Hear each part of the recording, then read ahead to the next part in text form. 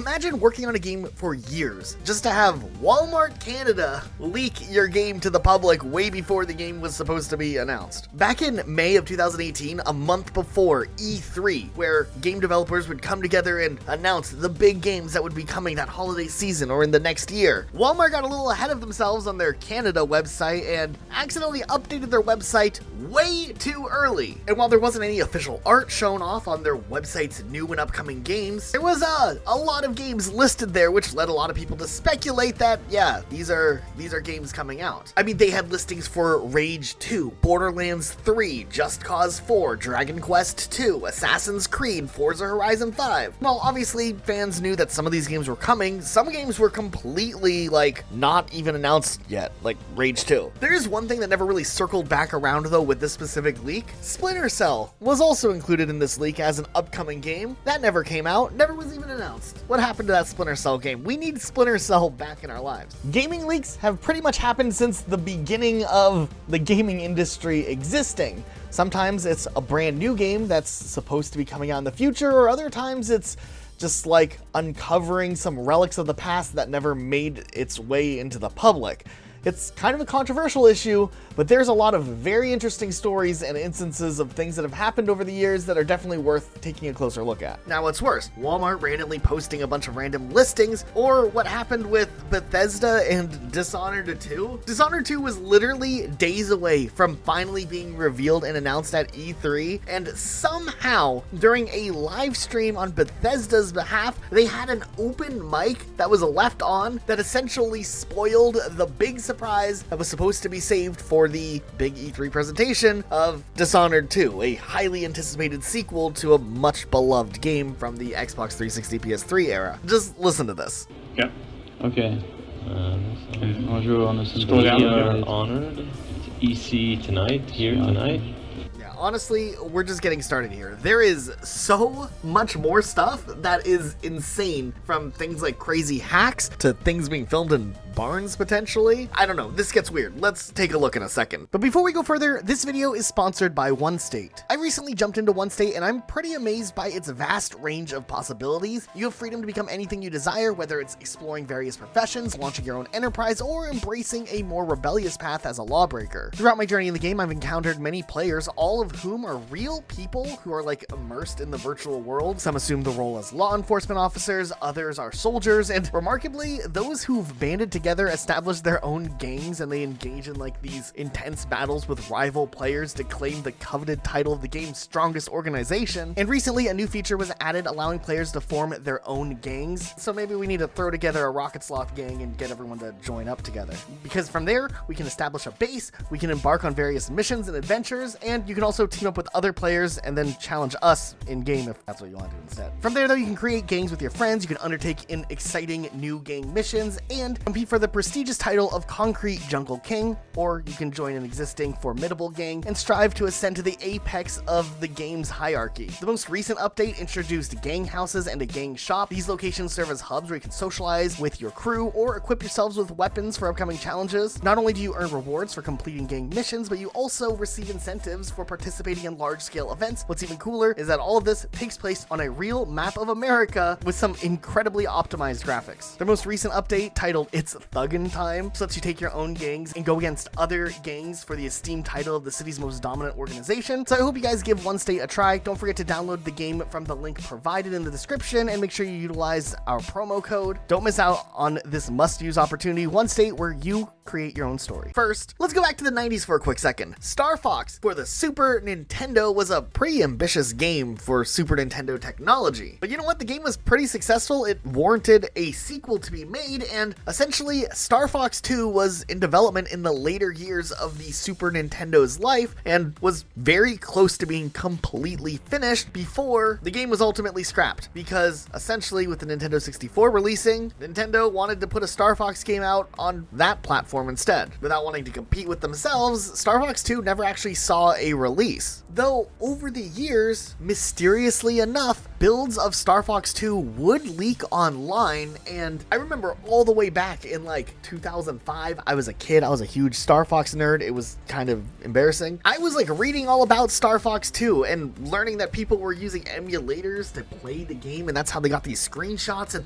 I was so impressed by how much content was in this game that never actually saw a release. Like, for instance, you know the character Wolf? He's like from Star Wolf, he's like the rival to Star Fox in the Star Fox universe, he's a character in Super Smash Bros. This character himself was originally a Star Fox 2 character. There was also these weird dog looking things that were Star Fox 2 characters, but Wolf himself and the rest of Star Wolf would be an idea that was originally supposed to be in Star Fox 2 that was taken out of the game and put in Star Fox 64, and thus became like a really big character. I couldn't figure out emulation as a kid, but I did figure out how to get the soundtrack to Star Fox 2 as a kid, and I had it burnt onto this like low quality rewritable CD that would skip all the time, and I had it in my CD player, and it was interesting. It was an experience of all time. Now here's the thing, I never thought the game would ever see the light of day, but bam, all of a sudden a few years back when they did the whole like Super Nintendo retro mini thing that they did with all of those games on it, Star Fox 2 gets released on it. What? All of these years later, they just drop a brand new Super Nintendo game? That's crazy, but also really cool, especially because most of us knew that the game was already done because builds of it had been leaked online years before. The game later made its way onto the Nintendo Switch online service, which is really cool too. And hey, I think that's really cool for like the group of developers that worked on this game and it never got to see a release. Apparently when it did release on the Super Nintendo Classic Mini thing, a couple of the key developers got together at like some bar and celebrated, which I think is really wholesome all these years later. So there's that. This is Axel Gembe now, or at least a somewhat recent picture of him. But back in 2003, this guy was known for being involved in one of the biggest video game hacks and leaks of all time. We're talking about the 2003 Half-Life 2 leaks. You might have heard of this story because it's absolutely wild, but as a teenager, Gemb was interested in like the quote-unquote hacking scene after he fell for a malware infection himself on his own computer trying to get Warcraft 3 key, and instead, after getting infected with the malware on his computer, he decided to reverse engineer it and see what information he could gain from it. This led him down a rabbit hole of this type of underground coding, and after a bit of practice, he ended up making his own program that could steal CD keys so he didn't have to buy any games when they came out. Now, back in 2003, fans thought that Half-Life 2 was coming way sooner than it actually was. Matter of fact, the game was going through some serious development overhauls and was looking like it was going to see a pretty big delay, maybe a year delay that the community hadn't known about yet. But in October 2003, somehow the source code for Half-Life 2 had managed to leak fully online. Not only was this a huge unexpected blow financially to Valve, who had been working on the source code for 5 years, but it was a huge blow to the morale of the developers working on the game, and also the community who did not know at all that the game was so far behind in development, and the things that were coming out of the leak really showed that the game wasn't finished yet. And all of a sudden, the source code and assets and various images and development work from the game were now just showing up online. Now, Valve quickly went to authorities about this hack, but also posted online detailing everything that they knew about the hack and what actions the mysterious person who was on their servers had potentially done. In a post that's now only archived by the Wayback Machine, Gabe Newell himself straight up asks for assistance from the community to try to identify the person that essentially leaked all this information. Now, Gemb, on the other hand, he was like looking around their network, finding that it was pretty well protected, but found a vulnerability in their domain name server that allowed him to see all the subdomains of Valve's website. From there, he found another company that was connected to Valve's network, had a security flaw allowing him to run scripts, and Valve didn't protect their servers from internal networks, so essentially Gembe found a way in to access everything that Valve had. From there, he found a server with the username build in it that didn't have a password, and he obtained the passwords for the system by using a different online tool. This gave him access to everything. Now, here's the interesting thing. Alex Gembe wasn't doing this for like monetary reasons. He was just genuinely a Half-Life fan who wanted to know more about the upcoming game. After he poked around on their server for a couple of weeks, pretty much undetected, that's when he got a little more brazen and started downloading things trying to get the game to run on his computer, which his computer couldn't actually run Half-Life 2, so he had to run it in like a bare bone format with a lot of shaders and other things not enabled. Now, here's the interesting thing. To this day, Alex Gembe maintains that he wasn't the person who uploaded the source code to the internet. He said that he did share the code with one other person who assured him he wouldn't share it with anyone else, but to this day, it appears that Gembe maintains that he believes other people had found the same vulnerability vulnerability that he had found and then leaked the source code onto BitTorrent themselves. And once it was on BitTorrent, there's no stopping the internet from spreading it. Now, Genbei probably wasn't the smartest criminal back then, as months of essentially the investigation as to who hacked into the servers was coming up with blanks. Genbei decided to reach out directly to Gabe Newell himself, providing documentation that would prove that he was in fact one of the people who had access to the servers with confidential files. And according to Genbei himself, he reached out because he felt guilty for what he had done and essentially wanted to try to turn something negative into a positive thing. He thought with his knowledge of bypassing the security that Valve had set up, he would be a great asset for Valve, and asked Gabe Newell himself if he would consider giving him a job. To his surprise, Gabe Newell responded being like, yeah dude, let's do a phone interview and get this ball rolling. But Genbei didn't realize that Gabe Newell was maybe a couple of steps ahead here. Using the guise of essentially a phone interview, this would essentially get Valve an on-the-record admission from Genbei that he was responsible for the leak. And while apparently Genbei was suspicious, he just hoped for the best. And according to Eurogamer, apparently he wasn't the brightest kid back then. They hooked him up with an interview, they talked to him, and apparently the interview went well enough that apparently they wanted him to fly to Seattle so he could get an in-person interview and maybe get a job. Valve was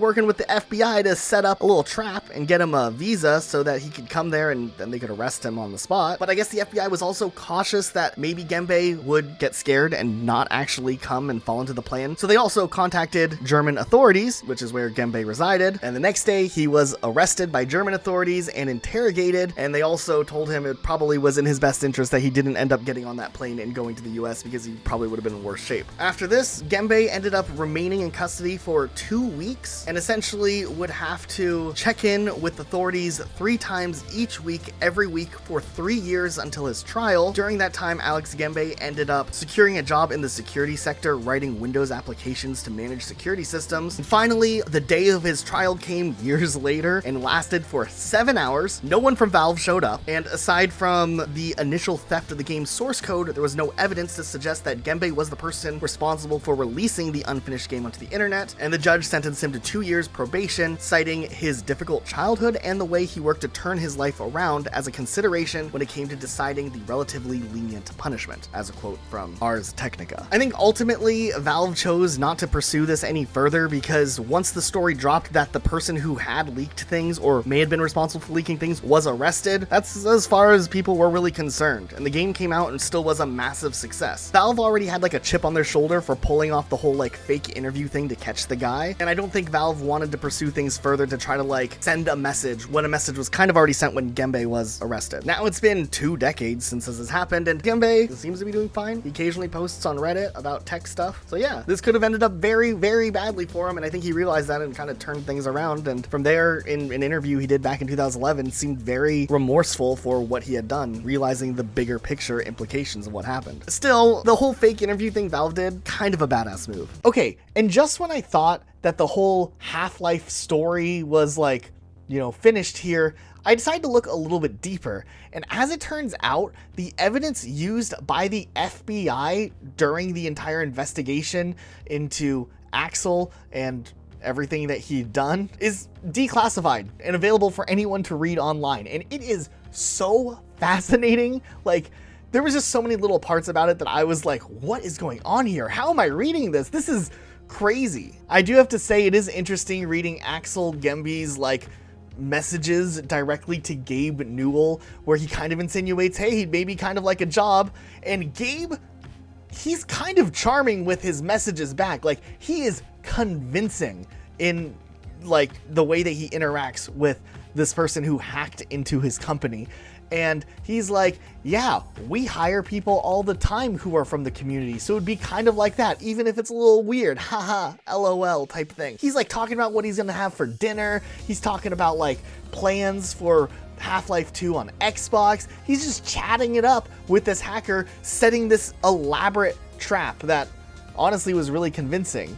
I do have to say, Axel Genbei does come across as a little bit desperate for a job. He talks about how he is trying to avoid having to do military service, which was required back then, in Germany for young adults. So he wanted to quickly land a job overseas so he wouldn't have to do it. But he even sends his resume, like a typed up resume. And he's like, hey dude, I'll send you a resume even. Let me just type it up. I'll email it over to you. And I mean, hey, you know, this story could have, like I said, had a worse ending, but it's just so mind-boggling that there's weird stuff like this face scan on here. Yeah, I don't know.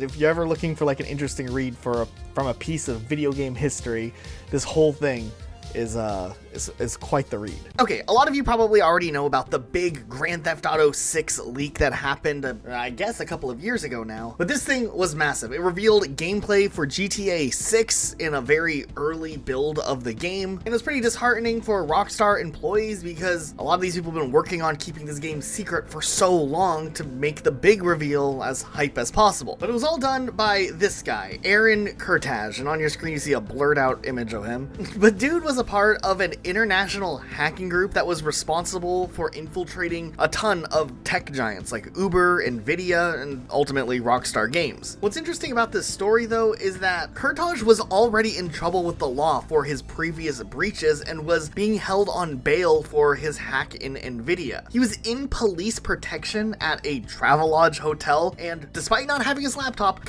used other devices to access the Rockstar servers and download 90 minutes of footage for the upcoming game. He then broke into the company's Slack messaging program, which is like a social media type messaging interface for like big corporations, and essentially posted like a ransom for the Rockstar footage. But dude ended up getting caught and getting rearrested and would later have to go to court. And the whole way that the court case played out is very interesting and not really talked about as much. According to BBC, during the sentencing hearing, Kurtaj's defense team actually made the case that because of the huge success that the game's trailer had, despite the hack, no serious harm came to the game developer, and asked that to be factored into the sentencing that Kurtaj would be facing. On the other hand, Rockstar Games told the court that the hack cost over $5 million to recover from, plus thousands of hours of staff time, and it seemed like the judge favored Rockstar's argument, stating that there were real victims and real harm caused from his other multiple hacks on individuals and the companies he attacked while he was working in the hacker group. However, things were even more interesting during the initial trial because doctors found Kurtaj unfit to stand trial because of his autism diagnosis. And according to the court records that BBC reported on here, there were dozens of reports of injury or property damage while he was in custody. So with him found unfit to stand trial, the jury was then asked to determine whether or not he actually did the acts that he was accused of, and not if he did it with like criminal intent, for example. His history of hacking while he was still in custody from his previous offenses, plus the fact that after a mental health assessment, he allegedly expressed the intent to return to cybercrime as soon as possible, he would instead be sentenced to an indefinite hospital order, meaning he wouldn't have to stand trial for his crimes, but he also wouldn't be allowed to leave a secure hospital setting for the rest of his life unless doctors deem him no longer in danger. There was another member of the same hacker group who was a minor at the time of the hack, only being 17 years old, and definitely got off with a much lighter sentence, receiving an 18-month community service sentence known as a youth rehabilitation order, along with a ban of using anything like a VPN again. Okay, then we obviously have to talk about the Wolverine leak, which was like a massive deal earlier this year. We don't have to go too much in detail because everyone knows about this one, but essentially Insomniac Games, the same company that makes the newer Spider-Man games, had hackers infiltrate into their systems, leak a ton of information like upcoming games that are being planned on way out into like 2030, and builds of Wolverine, which is in development, were also leaked. And this was a part of like maybe a ransom situation that the hackers were attempting to get money out of Insomniac Games and Sony, like extort them out of like $2 million. Well, when Insomniac Games didn't pay them $2 million, all of this was leaked online, including builds of the game that some people were able to even access and play themselves, capture gameplay footage of. We're not going to show any of it here. Instead, you get this crisp Wolverine gameplay footage. But man, coming off the heels of stuff like Last of Us Part 2, yeah, this one was definitely a downer for the developers, and with this game still quite a ways off, it becomes unfair to judge the game for what features and gameplay will look like for something years down the line that the public wasn't ever supposed to really see. So, I don't know, kind of a shame for Insomniac games. Now, Halo has had actually a long history when it comes to gaming leaks, surprisingly. Like, who remembers this old Halo 4 photo? This wasn't actually Halo 4. This was just an image that people circulated online as, like, the future of Halo. It was just kind of a rough Photoshop. But if you were online back in the day, you saw this photo, you knew what it was. It was the Halo 4 leak, even though it wasn't real. Halo did have a long history of things leaking, though. 1 month before Halo 2 released, the French version of the game somehow made its way online from localization to being bootleggable in a short amount of time, and all of a sudden people could pirate versions of the game and play them on Xbox hardware a whole month before the game's release. And it was pretty unfortunate. It seemed like a lot of the Bungie team that worked on Halo 2 were disappointed in hearing that the game had leaked, but also it was interesting because Bungie responded with kind of a harsh crackdown, saying that hey, if you play these versions, you are going to be found and you are going to be banned, and that's going to have big repercussions to your actual experience of Halo 2. I think that did actually scare a lot of people off. These were the early days of game pirating and whatnot, and for a console game to get pirated, like Halo 2 for example, that was a pretty big feat. It was something not really heard of as often back then. We need to talk about the infamous Halo 4 barn leak. Yeah, prior to Halo 4 releasing, back when there was no footage of the game, nobody really knew what Halo 4 was going to look like. This video leaked online, and what is going on here? Are we in a barn? This looks like VHS quality footage being filmed with the lowest quality camera phone that maybe exists. I mean, this was 2012. People had phones that could record better quality than this. This ended up going down as one of the biggest and maybe most iconic leaks in gaming history. So what happened here? About a year ago, Modern Vintage Gamer did a cool deep dive on this story, but we'll summarize what happened real quick. Essentially, if you had a development kit for an Xbox 360, you could gain access to a private marketplace-like hosting section, and Halo fan Gabriel Kirkpatrick gained access to one of the development Xbox 360s, and essentially by using different tools, he's able to find build of Halo 4 on the partner network, which he got running, and he played with some of his friends for a while and for a few weeks, and that was pretty cool. But then it turned out someone else also had gotten footage of Halo 4 gameplay and posted 2 screenshots online, and the Halo community was going nuts. This was this weird Tom Morello story that had happened a couple of years earlier with Halo Reach, where there was screenshots being posted. I mean, looking back now, there's really not too much you can break down from these Halo 4 screenshots, but at least people could tell it potentially was real and a new Halo game. Well, Kirkpatrick decided to take it a step further, and thus the idea of the barn video was born, almost as an elaborate troll, because they did have access to the gameplay and they could have easily recorded things in a better way. Kirkpatrick took his game outside. It actually wasn't a barn, but it looked like a barn in the video, and there was hay on the ground, and essentially recorded gameplay of himself playing Halo 4 and then ripped it to a VHS tape, then filmed the VHS tape outside to make the infamous barn leak video. He didn't want to actually reveal something super damning like other leaks that have happened in the past. He just kind of wanted to prove a point that, hey, we have access to this and people have been able to get access to this. This was an amazing leak, but also one of the most confusing leaks ever. People were what is going on here?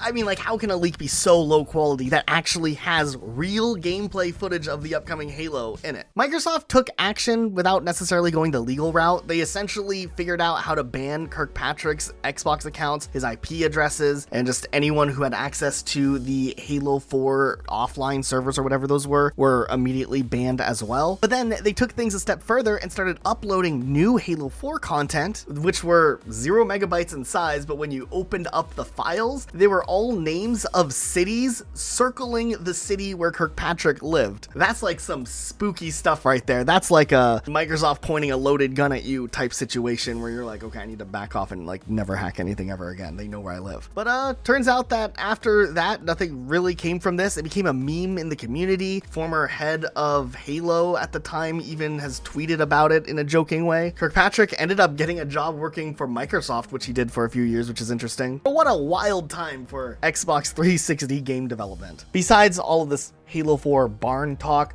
There were obviously little leaks along the way for other Halo games. There was Halo 5 had some story beats leaked. Halo Infinite, they did a flight, and in the files for the flight, data miners found like strings of text that essentially detailed the entire campaign story of the Halo Infinite single player experience, because all of the little flags and notices that are like the objective lines that would show up in the game were present in the flight for the multiplayer.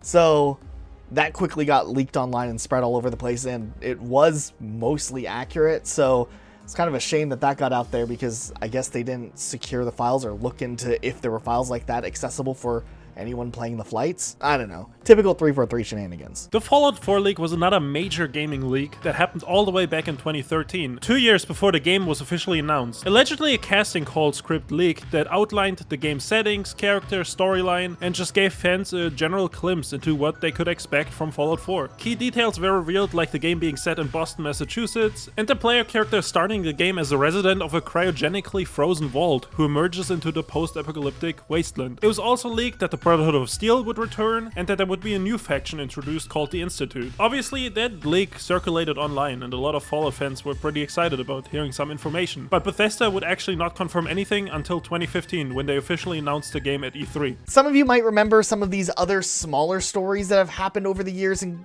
regarding leaks of games, like Mass Effect 3 had its story leaked online a few weeks prior to its release, and the script itself for the story might have been an early draft of the game and not even the final version of the draft. It's kind of a gray area as to what exactly was going on with those leaks back in the day, and they were quickly like copyright claimed and kind of shut offline because they were such a big deal for the main story of Mass Effect 3. Apparently though, there was fan feedback regarding the story leaks for Mass Effect 3 that did manage to make it out online, and ultimately the writers chose to change some things about the story because there was still enough time before the game was actually to release based on feedback from the fans.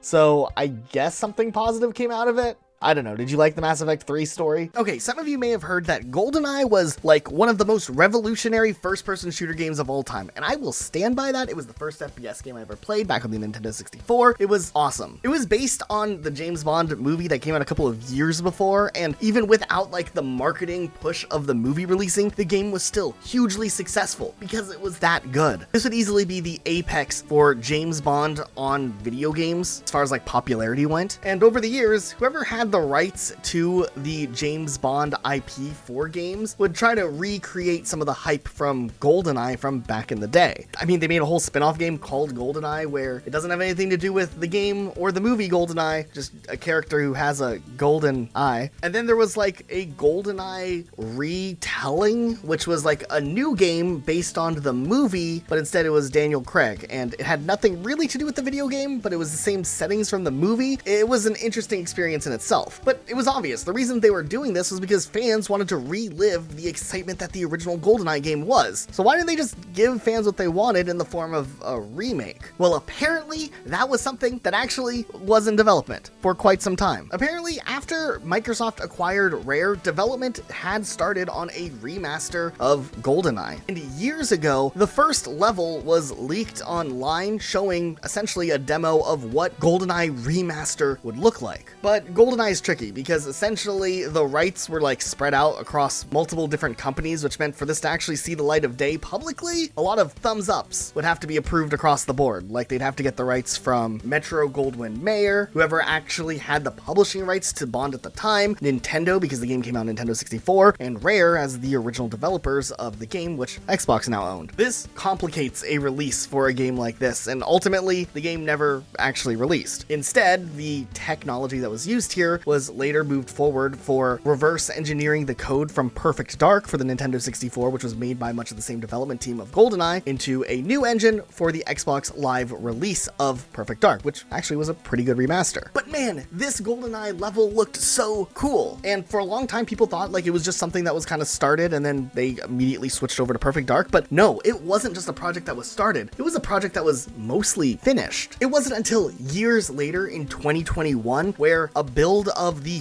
finished version of GoldenEye for the Xbox 360 would be leaked online, and essentially anybody who had a development kit of the Xbox 360 would be able to download the files and play the entire game. With its remaster, there was a button that you could flicker between the old and new graphics with. Eventually you'd be able to play it on emulation, and I even think other Xbox 360s that weren't even dev kit models could play it, and it was pretty incredible. So the whole project was done, and yeah, that was unexpected that the whole game would just leak online. People thought maybe this was like an omen that maybe GoldenEye would be coming, which it would be coming, but not in the way that people expected. It would end up releasing in 2023, as it apparently turned out that all of those departments that needed to come together to see GoldenEye re-released agreed on something, but the re-release wasn't the remastered version that was already finished from years ago. It was just a straight up port practically, with a couple of little enhancements here and there. I think Nintendo and Xbox had to work together to make this release happen, since Microsoft owned the rights to Rare, and I think somewhere along the lines the agreement was made that both versions of the game would have to be exactly the same. Neither game would be released for retail sales, as you can't go and buy the game, you have to access it through a Nintendo Online membership or an Xbox Game Pass membership, and maybe that's why Xbox opted out for using the version that they already had developed years ago and just re-released the original version as a part of that agreement. But still, it's very, very interesting that there was a game that was fully remastered, ready to go practically, that never saw release, only for decades later a random leak happens where the game gets put out there and people were able to realize that, oh wow, this game is actually finished. It was something that we almost got. Crysis 2 was another big game in the PC side of things that got leaked early on. Nearly a month before the game released, there were falsified authentication keys that were now working, allowing people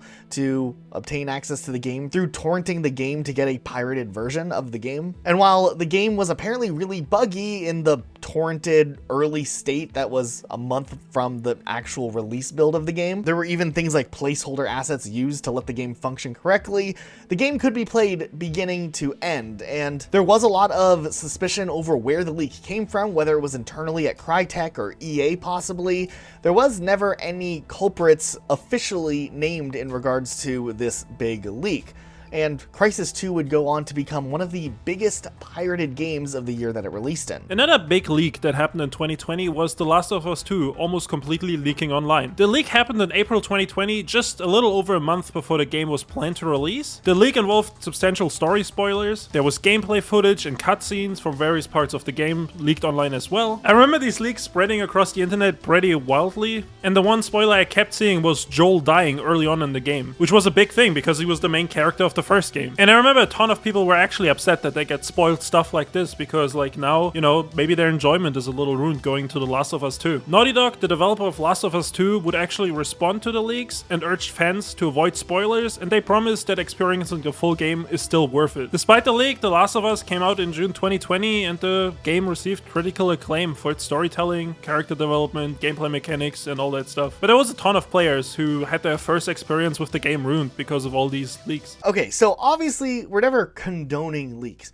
but sometimes leaks can come out that are really, really exciting, and they just have like a ton of interesting information. I'm talking specifically about that big Nintendo Gigaleak that kind of started a couple of years ago and then continuously saw new features and information roll out over time. Honestly, as a big Pokemon fan, it was a really big deal. The leak started out as just like a lot of information about the old early Pokemon games from the 90s and a lot of cut Pokemon that didn't make it into the final release of the game, and we got to see what those looked like finally. And later there was like builds of early prototypes of Pokemon games that were considered maybe lost media that were now rolling out, and we could see a ton of concepts for Pokemon that didn't actually get to be there. And then this thing just continued to snowball out of control. There were so many different parts of the Nintendo Gigaleak that had information about more than just Pokemon. There was information about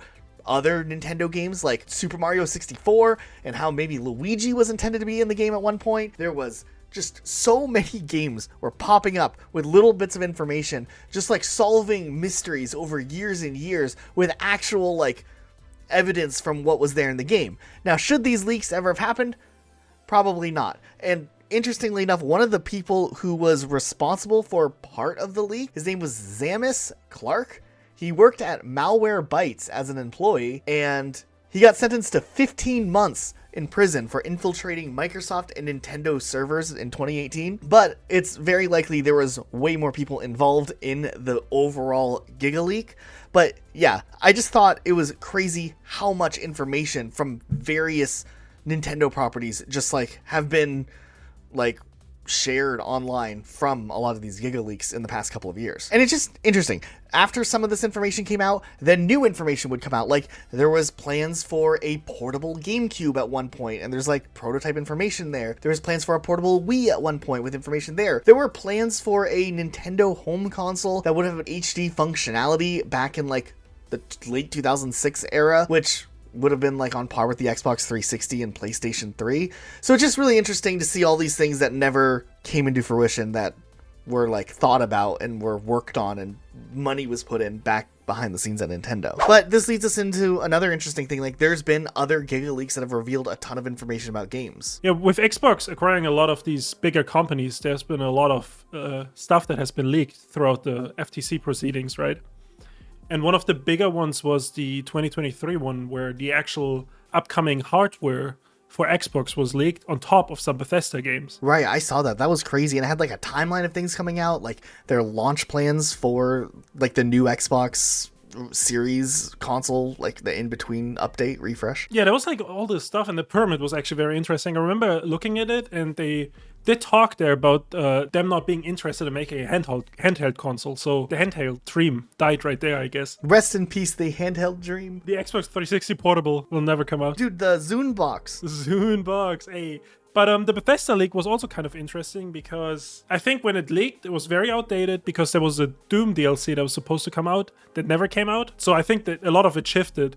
And it did kind of, reveal some new titles or maybe like some outlook, because I think Fallout 3 Remaster was on it, Elder Scrolls Online, more expansions were on it, then I think Starfield DLC was on it. That one game, the one that's set in Tokyo that they published. Ghostwire Tokyo? Ghostwire Tokyo 2 was leaked, I think, on there. Yeah, there's a lot of information there. Since the Doom DLC didn't come out, I think we know some of it might be cancelled or might not ever come out. And one of the later things was actually Elder Scrolls 6 2. So I guess we'll have to wait for that. Wait, Elder Scrolls 6 2 or just also? Also, yeah, also. Dude, I thought like I missed out on another Elder Scrolls game being Elder in Scrolls development. 6 dude. came out last year. You missed it, 6-2.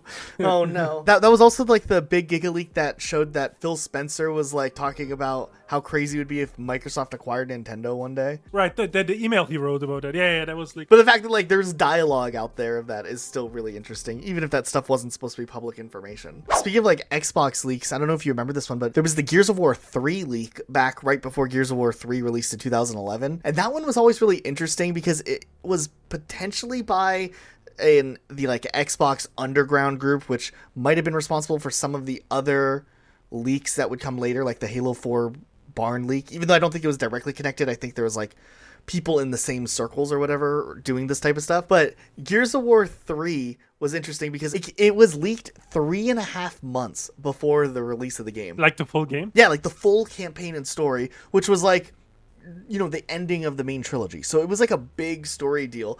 And what's interesting is the game was playable beginning to end, and apparently the game was really, really buggy. It was just like in bad shape. It was like a terrible experience for anyone who played it. But of course people were interested in playing it to figure out the story, and there were like cutscenes leaked, and people did watch those, even with Microsoft's attempts to like, shut down those videos that were put out there early. But it's just really interesting that like there was this weird time at the end of the Xbox 360 life where just like a lot of big projects were just being leaked out there. Like not leaked in the way of like we know they exist, but leaked in the way where like the entire game is accessible all of a sudden, and that's always interesting. Then of course we talked a little bit in this video already about some of like the ransom type situations where hackers will try to like gain information from companies, hold that information that's supposed to be confidential at ransom, hoping to get paid. We heard that happen with like CD Projekt Red. Was it after Cyberpunk released? And they didn't pay the money, and just like internal information was leaked. Nothing like regarding necessarily like new DLC or content. Capcom ran into that pretty heavily back in 2020. Apparently the hacker group for the Capcom situation, they ended up encrypting and stealing like a ton of data, like over a terabyte of in-game data and like in-game documents and whatnot. And they're like, hey, we won't leak it if you pay us $11 million in Bitcoin. 11 million? That's an insane That's ransom. a little bit bold. Capcom said, we're not going to pay it. And the leakers did end up leaking information about games that would be coming out in the future. At the time, people didn't know that there was like a new Street Fighter coming out or that Resident Evil 4 was getting a remake. So that information was leaked early for people who like followed these stories. But big picture, $11 million is a bold claim to try to like pull some stuff there. I gotta also say, like, oftentimes these leaks, like, they don't really destroy the experience, right? Like, you can still avoid the leaks if you don't want to hear the story, or if it's like a new game coming out, especially if it's like a Street Fighter. Like, of course there's gonna be new Street Fighter. I can leak right now that there's gonna be Street Fighter 7. Like, I don't know. It's you know, it's not that crazy. And also, like, Resident Evil 4 remake isn't that far out there. They remade some other games. They remade 2 and 3. 4 is coming too. Like, you know what I mean? Right. So I mean, 11 million for like some information you could probably guess is insane. I feel like I don't know. It's just such a hard thing because like I can't really expect any game company to pay a ransom because like how do you know they're gonna be, like hold up their end of the bargain anyways, not leak the information? You know, like it's unless they're, you know, like the whole Valve situation where like they can trick them into thinking they're gonna get a job or something. Like you can't really like trust that. Right. And I mean, this one, it'll sound like it was an organization. The Valve thing was like some dude, you know, just like messing around. That's also, I think, a little different. I don't know. It's one thing. I'm not justifying leaks, but it's definitely a very different thing when it's like a fan who's just like interested in what's going on with the next game and is excited to like find out information or see what gameplay looks like early. Not that people should be hacking and doing this stuff, but it definitely is like a lesser crime than people who are like doing it with the sole intent of like trying to hold these companies hostage to give them money and extort them. So yeah, it's weird. Also, another really bizarre thing is the Stalker 2 leaks. And I actually haven't seen them. I was able to avoid them mostly, so I don't know how much is actually out there, right? But as some of you might know, it's a Ukrainian studio, and they were attacked by Russian hackers trying to exploit them in a way where they would leak internal test builds and stuff, right? So to make a statement saying like, yo, don't look at that stuff. We don't have anything we can do against this. It's just out there. They already got the development very much delayed because of the war, right? Because they had to like move studio and all the employees and stuff. And now, you know, they're under threat from these hackers. It's just kind of very, very bizarre. And it's probably like also one of the worst cases of people trying to leak stuff. Did this stuff end up getting leaked in that situation? I think there's stuff out there, yeah. Wow, that's crazy. Elden Ring was technically leaked 3 times. Wait, 3 times? Let me explain. The first time was like the night before the announcement. It was leaked that From Software is gonna make a game with George R.R. Martin. Then the next day at E3 they announced Elden Ring, right? With like a CGI trailer. Oh yeah, then a couple of weeks later, the Elden Ring gameplay trailer was leaked, right? Like the one they're gonna publish later to show off the gameplay. So now people knew what the gameplay was like. And then after that, the main menu was leaked with like the character create screen. And so there's 3 leaks surrounding Elden Ring. And I mean, it's a good example of how like these leaks don't really kill the hype because Elden Ring had a right. Oh, Elden Ring had a lot of hype. Whoa. Yeah, it definitely had a lot of excitement during that game. I mean, those were just minor little trailer leaks, I guess, for the most part. So no full game leaks, but I mean, still interesting. Now, I did want to dedicate a section of this video, Luke, to just talk about your and I's personal favorite leaks of all time. Because I know this next leak is just like a chef's kiss to you. One of the best leaks ever. But the Halo game, Project Tatanka. I know you love talking about it. Oh my god, I hate these Twitter journalists. I hate them, dude. I knew we were getting there. For context, guys, we've done, like, for years, before we pivoted and just started talking about games in general, we were, like neck deep in just Halo content on YouTube. And after Halo Infinite released, and everyone knows how that was, Halo Infinite released, it was, okay-ish? It was okay-ish. It was, like, nothing for months and months and months and months and months and months and months beyond what any game support should look like. But, like, there was these rumors for a long time that there was another game or there was, like, a big expansion coming called Project Tatanka, and it was going to save Halo Infinite. You know what? Like, I don't know, like, I think there was something like being prototyped, right? Like there's enough evidence that there was something being worked on at some point, and there's still evidence that there's stuff about Halo being developed behind the scenes. But this specific project, like, was so blown out of proportion by the community and the expectations of what Project Tatanka was for it to essentially become nothing, because the plans that were in development were like they were shut down. They just threw their hands up and said we're not doing it. And it was just so mind-numbing listening to all of these like people online, especially when you're like in the midst, like deep in the community for Halo, just talk about how Project Tatanka, it's going to be the battle royale extraction Halo experience everybody asked for, and it's going to change everything. And it's definitely coming. I saw it. I know someone who worked at 343's brother's website, and they had the map or something like that. It was insane. It was very bad. And then there was like, that's why I said these Twitter journalists, they kept perpetuating this narrative that it's coming out and they know all about it and stuff. These Twitter journalists kept perpetuating this narrative that it's coming out. And like, I just don't know. It's crazy, dude. There's no journalistic integrity. When anyone that reported on this stuff is not a trustworthy journalist. I'm sorry, dude. It wasn't real. The stuff I have seen that was actually like in the game was mostly just menus, right? Like text codes being changed to like name a game mode, Halo Infinite BR or Tatanka or whatever. Like, yeah, sure, maybe someone tested, maybe like the intern played around with a couple lines of code. That's all it could be. Maybe they put in like a couple months of development, but like there was no proof that it's coming and it's got a big game mode and anything besides like an idea that was floating around at 343. And we know they don't develop stuff that well. So I don't know why people even had hope for that. If they're actually developing something that's going to maybe see release, they're going to announce it, I think, relatively early, because like they're going to be putting all their time and energy into trying to pull that off. I mean, they stopped supporting Halo Infinite now, right? I don't think they've officially... No, the seasons they're are not ending. doing...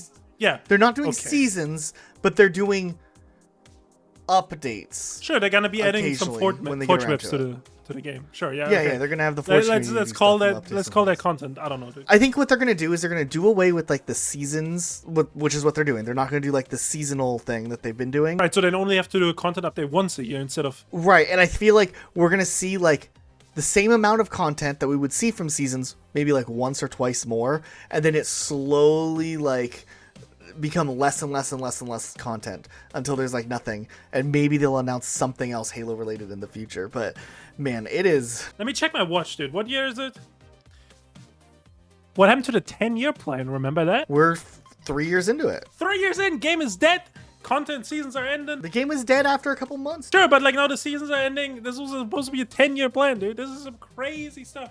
We didn't even get that many seasons in 3 years because the seasons were 6 months long at the beginning. Maybe we're gonna enter phase 2 of the 10-year plan, and they're gonna start developing the next game that'll be ready by the 10-year mark. Halo 7. Halo 7. It's gonna be half baked again. Yeah. I mean, I do have to say, Infinite is their best product. I didn't hate it as much as the other ones. That 343 is made, not Halo. Oh, yeah, obviously, yeah. 343 is in a weird situation because it's like they have such a bad reputation from like the community at this point, and like there's a lot of Halo 343 sympathizers. It's just a franchise irrelevant. But that's the thing. It's like at this point, 343's reputation as a game studio is pretty tarnished, and it makes you wonder like what is the big incentive that a very talented developer would need to have to want to work at that studio. Like there has to be either like a massive paycheck, or like they're not going to pick 343 Industries over these other studios that have potential for other, game series to work on that at least the community will respond well to. So it's kind of like this like vicious cycle of 343 always going to be in the situation where if they're not paying like top dollar anymore for like developers and that type of thing, they're going to just like churn a lot of people out. And that's what ended up, I think, already happening with contractors and stuff during Infinite's development. And that's why they had to rely on contract. Yeah, I mean, that makes sense. Yeah. That's a bad way of managing, a game development, I think. And also like, I think like 343 as a company, they're just irrelevant because like, I don't know, when you like ask the average person that isn't like in the Halo community, right? They're not gonna know what Halo is, right? But they're probably not gonna know what 343 Industries is. They have never made a name for themselves, right? And then like the people that were actually interested in Halo, a lot of them just felt like let down over and over again. So I think like, it's like, I don't know. I think it's done. I mean, and it's always interesting because like They know that people are data mining stuff out of Halo. Like, there's been a lot of, we talked about already in this video, but like a lot of leaks. And there are some things that have been leaked way ahead of time, like maps and stuff that would be coming that were leaked years ago, and only now the maps are coming. So it's like, I mean, I don't even know. Like, why are these game files accessible? Like, why are these things coming out now? It's just a weird mess. I don't know. But I do think that Halo Infinite and Project Tatanka is one of the most notorious examples in recent history of just like the community riding on copium, hoping that like the rumor mill is pumping out something well beyond what any like expectation should be. I guess we got a little off track there with the Halo talk. It always just like fires us up, brings out the hottest takes when it comes to gaming, just because of the commitment and hope that we had with Halo. I mean, I don't know. It's like, sure, I guess we made content and we want to make content Infinite more. And I mean, that part was let down, but also as like a Halo fan, we're let down. So like we get let down twice, I feel like, and that's why I'm a little salty about it. Right. I mean, we were willing to ride out Halo into the sunset and continue being Halo content creators at least for a while longer.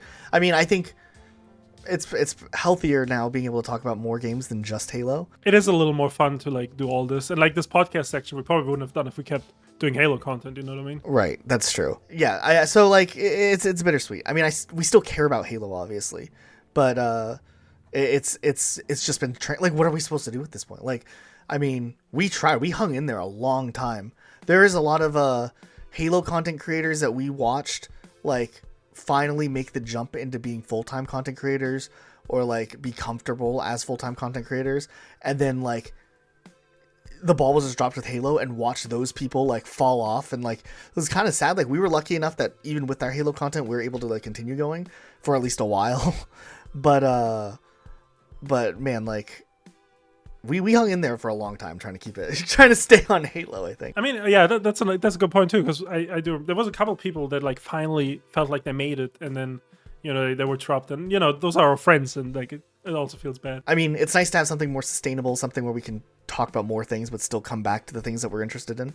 But yeah, it was a weird thing. I think it's a good note to like wrap things up on here. Huge shout out to One State for hooking us up with a sponsor for this video. That's always fun. Make sure you guys are subscribed if you watch this far into the video. You're awesome. We appreciate it. If you're watching on like TV or something, hitting the subscribe button tells like YouTube to like send you more stuff of our content, so that'd be cool.